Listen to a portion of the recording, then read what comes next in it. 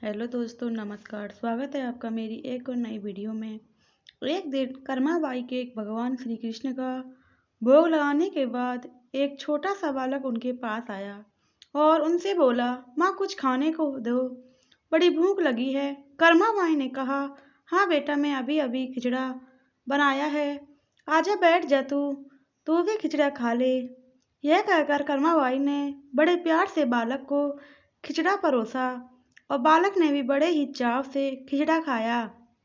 उस बालक के रूप में स्वयं भगवान जगन्नाथ कर्माबाई के हाथ से बना खिचड़ा खाने साक्षात पधारे थे।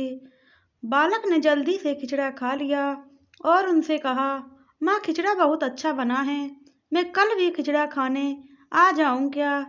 कर्माबाई ने कहा, कल क्या बेटा, मैं तेरे लिए रोज खिचड़ा बनाकर रखूंगी, तू रोज खिचड़ा खाने आ जाया कर। बालक ने कहा, ठीक है माँ, मैं रोज खिचड़े खाने आ जाऊंगा। यह कहकर बालक चला गया। अगले दिन से बालक रोज सुबह सवेरे कर्माबाई के पास खिचड़ा खाने आने लगा। कर्माबाई भी रोज अपने नियम से सुबह सवेरे जल्दी उठकर भगवान श्री कृष्ण के लिए खिचड़ा बनाती और भगवान के सामने थाली रखती। फिर भगवान खिचड़े को भोग लगाते और उसके कुछ ही देर बाद वो बालक जाता, फिर कर्माबाई से उसे भी बड़े प्रेम से खिचड़ा खिलाती और उसके बाद अपने स्नान ध्यान आदि दैनिक कार्यों में लग जाती और यह क्रम इसी प्रकार चलता रहा। एक दिन कर्माबाई की कुटिया के पास एक साधु आया। बातों ही बातों में उसे पता चला कि कर्माबाई बिना स्नान ध्यान किए, बिना चौका बर्तन किए भगवान श्री कृष्ण के लिए खिचड़ा बनाती है और भोग लगाती है। उसने कर्माबाई से कहा, स्नान किए बिना भगवान की पूजा करने से और भोग लगाने से पाप लगता है। इसलिए उसने कर्माबाई को स्नान करके पूरे विधि विधान से पूजा करके भोग लगाने को कहा। साधु से ऐसा सुनकर भोली वाली कर्मा अगले दिन से सुबह जल्दी उठकर स्नान करके खिचड़ा बनाने लगी और विधि विधान से पूजा करने लगी, फिर भोग लगाने लगी।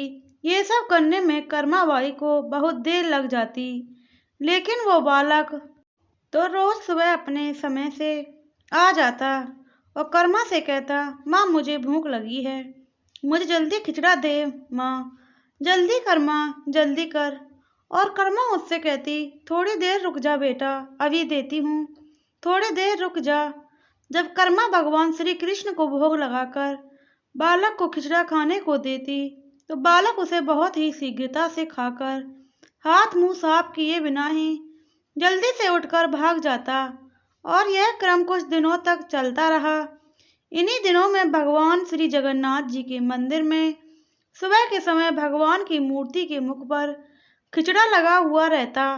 यह देखकर भगवान जगन्नाथ की सेवा में रहने वाले पुजारी, जो बहुत बड़े स्वयं श्री कृष्ण भक्त थे, वो सोचते, आजकल ये भगवान श्री जगन्नाथ जी के मुख पर खिचड़ा कैसे लग जाता है, हम तो खिचड़े का भोग नहीं लगाते, तो फिर यह खिचड़ा कहाँ से आता है।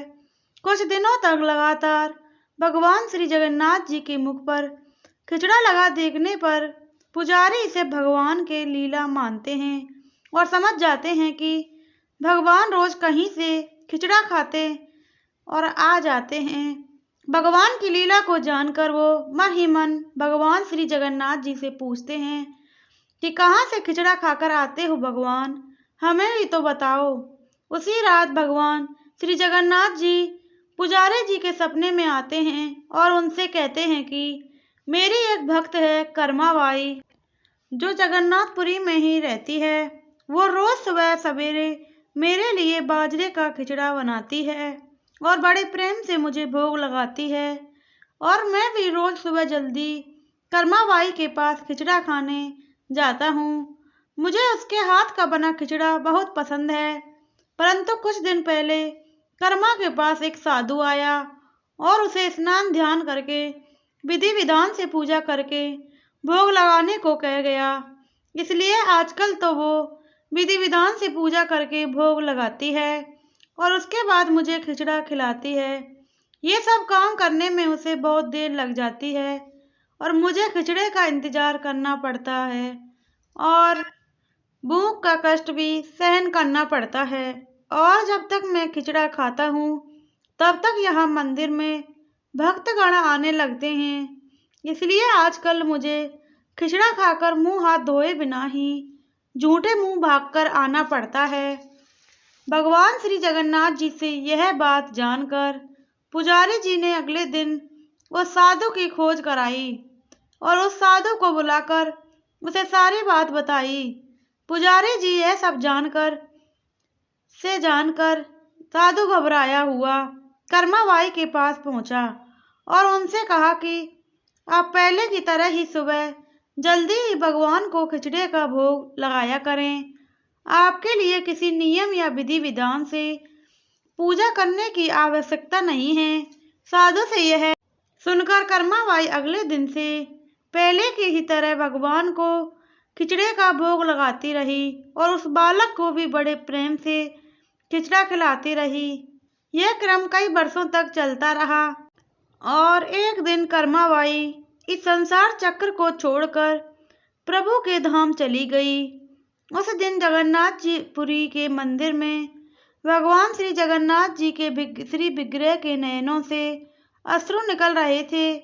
यह देखकर मंदिर के सभी पुजारी और जगन्नाथपुरी के राजा भी मंदिर में उपस्थित हो गए और प्रभु से विनती करने लगे, प्रभु क्या हमसे कोई भूल या अपराध हुआ है जिसके कारण जगत के पालनहार की आंखों से आंसू निकल रहे हैं। उसी दिन उसी रात पुजारी और जगन्नाथपुरी के राजा के स्वप्न में भगवान श्री जगन्नाथ जी ने कहा, आज माँ कर्माबाई इस लोक से विदा हो गई और मुझे में विलीन हो गई, परंतु अब मुझे रोज सवेरे बाजरे का खिचड़ा कौन खिलाएगा। अगले दिन जगन्नाथपुरी के राजा ने मंदिर के सभी पुजारियों और संतों से राय ली और आदेश जारी किया कि राजा आज से भगवान श्री जगन्नाथ जी को सुबह सवेरे सबसे पहले माँ कर्माबाई के नाम से खिचड़े का भोग लगाया जाएगा। इससे भगवान को माँ कर्माबाई की कमी कभी महसूस ना हो। इसलिए आज से श्री भगवान श्री जगन्नाथ जी के मंदिर में श्री जगन्नाथ जी के विग्रह को 56 भोग से पहले बाल रूप में खिचड़े का भोग लगाया जाता है और इसे बाल भोग कहा जाता है। सैकड़ों साल बाद भी यह प्रथा आज भी वैसे की वैसी चली आ रही है। भगवान हम सभी को भी कर्माबाई जैसी भक्ति प्रदान करे। जय श्री कृष्णा, जय जगन्नाथ। प्लीज़ दोस्तों वीडियो अच्छी लगी हो तो चैनल सब्सक्राइब करें, वीडियो को लाइक करें, कमेंट करें, शेयर करना बिल्कुल ना भूलें, बेल आइकन को प्रेस करें जिससे आगे आने वाली वीडियो की नोटिफिकेशन आप तक पहुंचती रहे। मिलते हैं आपको आगे आने वाली एक और नई वीडियो में। जय श्री राम, जय श्री राधे, राधे राधे, जय श्री कृष्णा, जय माता दी।